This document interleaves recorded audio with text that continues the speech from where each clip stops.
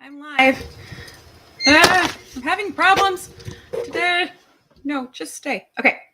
Sorry, guys. Hey, guys. I'm Fancy, and this is Murder by Design. And I forgot to do the little intro thingy, so you don't get the little intro thingy today. But that's okay, because you're here with me. So, all right. So today's True Crime Tidbit, because it's Monday, and we do our True Crime Tidbits at 2 o'clock. We do our True Crime Tidbits at 2 o'clock. On Mondays, Wednesdays, and Fridays. On Fridays, you get to see Colleen, and on Mondays and Wednesdays, you get to hear from me. Today, though, we're going to be discussing the case of Leila Cavett. And that's right, Leila. I know it's not spelled the way that we think of when we think of Leila, but that is her name, Leila. Oh, this eye is just so dark. I don't know why. Okay, anyway, on the morning of July 26th, the Miramar Police Department in Miramar, Florida, appealed to the public for help identifying a little boy. The child, who wasn't wearing shoes or socks, was found around 8:30 a.m. wandering alone in a dirty diaper in an apartment complex. About 12 hours later, they still hadn't found the little boy's family, but the case started spreading across social media. People started to post and comment, and the little boy's mom was identified by some as Leila Cavett. Leila's family members began to post from Alabama and said the little boy's name was Camden, and they believed that he and Leila had been kidnapped from Georgia, where the two live. The Walker County Sheriff's Office in Georgia appealed to the public on the evening of Monday, July 27th, asking for anyone that had seen or heard from Leila to contact them. Nobody in her family has any idea why Leila would have been in Florida.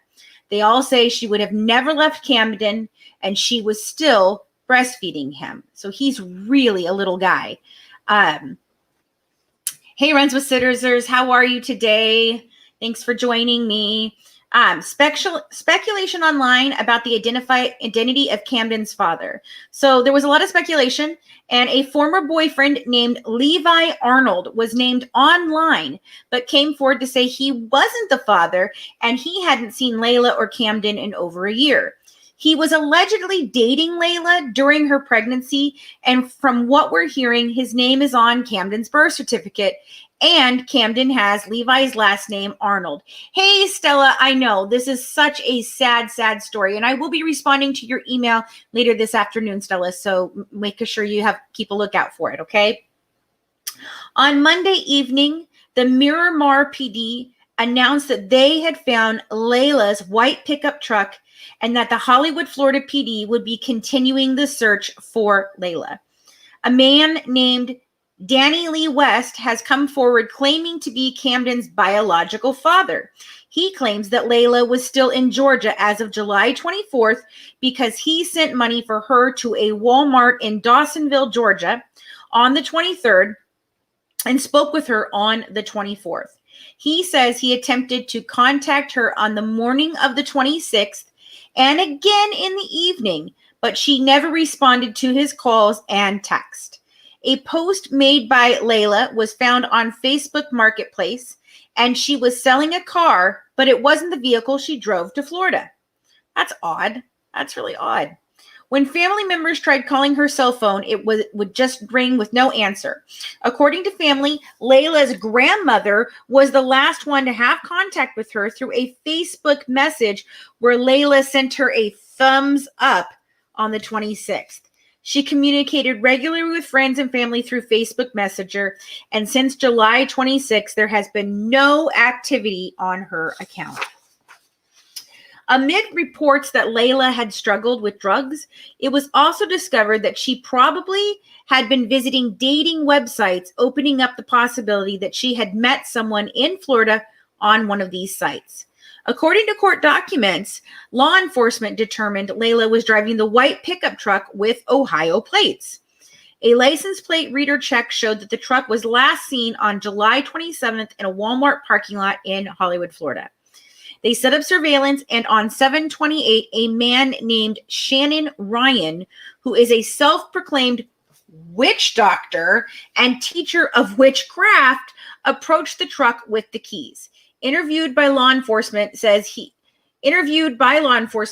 knew Leila since January 2019, and she was coming to Florida to sell him her truck.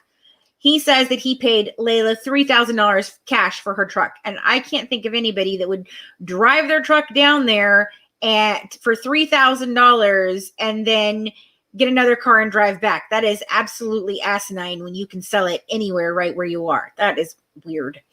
Leila arrived at the racetrack gas station on 7/25 around 2:30 p.m. Shannon Ryan claims that he went with Leila and Camden to Fort Lauderdale Beach in his car, a gold Lexus, and left her truck behind. They later returned to the gas station at around 2:30 a.m. on 7/26, and Ryan claims Leila and her son got into a dark sedan with several unknown black males, and that was the last time he ever saw her. Okay, this is getting weirder. So, weird. So law enforcement reviewed footage from the gas station. It didn't show Ryan's car at the pumps where he said it had been, or Leila leaving in a dark sedan. But it did show Ryan's car leaving the gas station at about 8:15 a.m. on July 26th and returning at approximately 8:38 a.m. Then they reviewed surveillance footages from the area where Camden had been found wandering, and Ryan's gold Lexus was seen right in front of the apartment complex, just minutes before Camden was found. They knew it was his car because the front bumper was missing, and his timing matched up with the time frame that Camden was found. Ryan's cell phone also pinged off a tower in the area where Camden was abandoned. Law enforcement then found that Ryan had been using Leila's debit card, and on the 26th at about 9:42 a.m. had purchased extra large trash bags and 2 boxes of extra strength carpet odor eliminator at Walmart. He then made a second purchase of a roll of advanced strength duct tape. On August 9th, Ryan posted a video to his Facebook page attempting to explain his relationship with Leila. He talks about covering a window on Leila's truck with a garbage bag and duct tape because it was broken. Surveillance footage from Leila's arrival at the gas station shows that there were no windows broken or mirrors broken on her vehicle. In the video, Ryan says, "Why is it you have a missing woman and the last person that's seen her, which is me, who talked to the police, you ain't heard nothing about me. Now we all know about him." A federal search warrant was executed on Leila's truck. Driver's side window was broken, driver's side visor was bent out of position, and shovels with small drops of a red substance were recovered. Law enforcement interviewed a friend of Shannon Ryan, and Ryan had tried to sell him a white GMC truck on July 26 for $1,000. Ryan told him a girl from Georgia had driven the truck to Florida. On August 15th, a federal search warrant was executed on Ryan's gold Lexus. They found half a full container of bleach, black trash bags, and white powder under the front passenger seat. White powder is probably the carpet odor eliminator. So employees from the racetrack gas station are also interviewed by law enforcement. And one employee remembers Ryan at the gas station dumpster. Another employee remembered seeing toys and clothing in the dumpster and recognized a distinctive pair of floral pants that had been worn by Leila. Law enforcement obtained footage of Ryan parking in front of the dumpster on 7/26.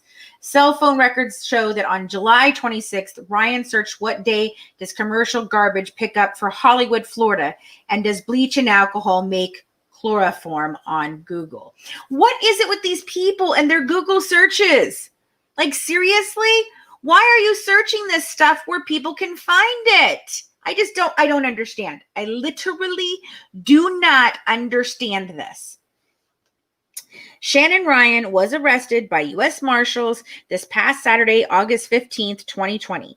He has been charged with kidnapping Camden and lying to a federal officer, but has not been charged in Leila's disappearance at this time. He's being held without bond at the Broward County Jail. Leila's mom, Tina Kirby, gave her first extensive interview since Leila disappeared to the South Florida Sun Centennial on Thursday, 8/20. She said the FBI had asked her for a DNA sample to compare to blood found on the shovels that were found in Leila's truck. Tina Kirby said she asked an FBI agent, "Is my daughter coming back?" And he replied, "No." Kirby told the South Florida Sun Centennial, "I don't want my daughter to be dead, but I cannot live the rest of my life in denial either." Oh, boy. I mean, I do think that just answering no was probably not a great move on the FBI agent's part. I understand his honesty, but maybe he could have said it in a better way. I don't know. But sadly, I don't think this young lady is coming home. And now there is another child orphaned from a girl being kidnapped. I don't know why she would go drive down there. It just seems like a very odd situation. I don't know. What do you guys think? What do you guys think? Law enforcement did a great job. I hope they find Leila. I hope so too, Stella. I really do.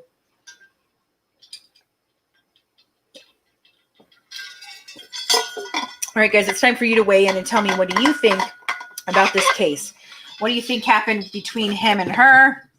What do you think happened that he ended up killing her? Do you think he was going to kill her the whole time? Yeah, I know he couldn't give her false hope, but just saying no with no other explanation, I just think that that's just not a courteous way to deal with this. You got to deal with compassion, you know?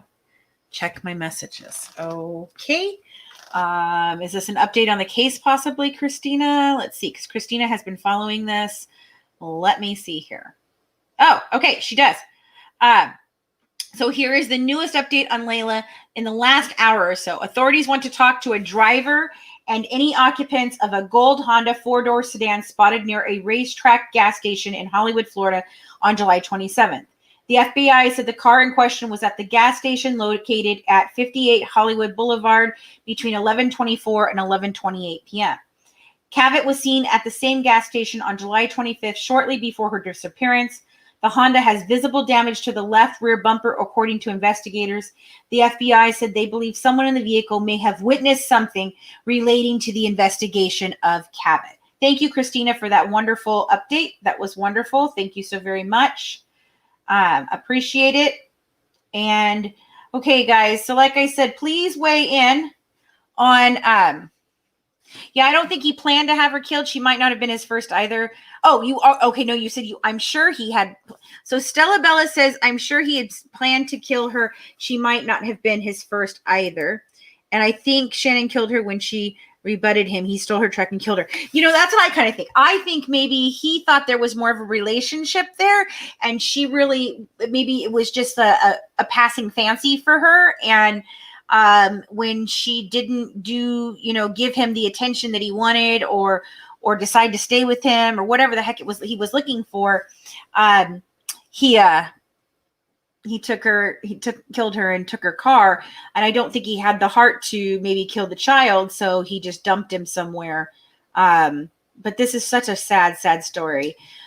So guys, tomorrow on Wednesday, gosh, I don't even remember what I'm talking about on Wednesday. Let me look. I always get confused. Okay, I don't know what I'm talking about on Wednesday. I guess I'll figure it out tonight. Christina might be able to tell me right now what I'm talking about on Wednesday, because she usually does my Wednesday prep. But anyway, I will be coming back to you again this afternoon at 4:00. I'm going to do my 5 at 4 live today, and I'll be talking about John Wayne Gacy's brain and where it is stored. As you can see, guys, I'm kind of moving up in the world here. I have a new studio here. And so we're going to start to be creating a lot more content, with visuals and cool graphics and things like that in the middle of our videos and stuff. This is what we are looking for to do our series on serial killers. We're going to do an actual full-blown series like what you would see on the ID channel or whatever. We're working on that right now. We're going to do one on the serial killers. And if that goes well, then we'll continue to do those here and there. It's so amazing. Facebook has given us a lot more opportunities to make different things and give you guys new content. So I'm so excited about all of this. I hope you guys are enjoying all of our little videos and things that we're doing. We're absolutely trying to get more of that going. We have, we are going to also be doing like the stupidest criminal of the month of the week. So we've got a lot of cool things coming down the pipeline. And of course, we're wrapping up our final our season finale right now with Scott Peterson. We've got 3 episodes left to go. So this week on Wednesday will be Colleen's side of things. Next week will be my side of things, and then Friday, or then the next Wednesday, we'll come back together as all 4 of us, me, Tori, Colleen, and Christina, and we'll talk about it. And you guys can win a prize by telling us your verdict after listening to all of our opinions over on the Good Wives Guide to True Crime. You can go to madgingerentertainment.com to find our podcast, our YouTube, and blogs. Or if you just want to find us on your favorite podcast platform or YouTube, you can do so under the Good Wives Guide to True Crime for the podcast and Murder by Design over on the YouTube channel. All right, guys, I'll see you back here at 4. Have a great day. Have an enjoyable rest of your week and be safe. Bye.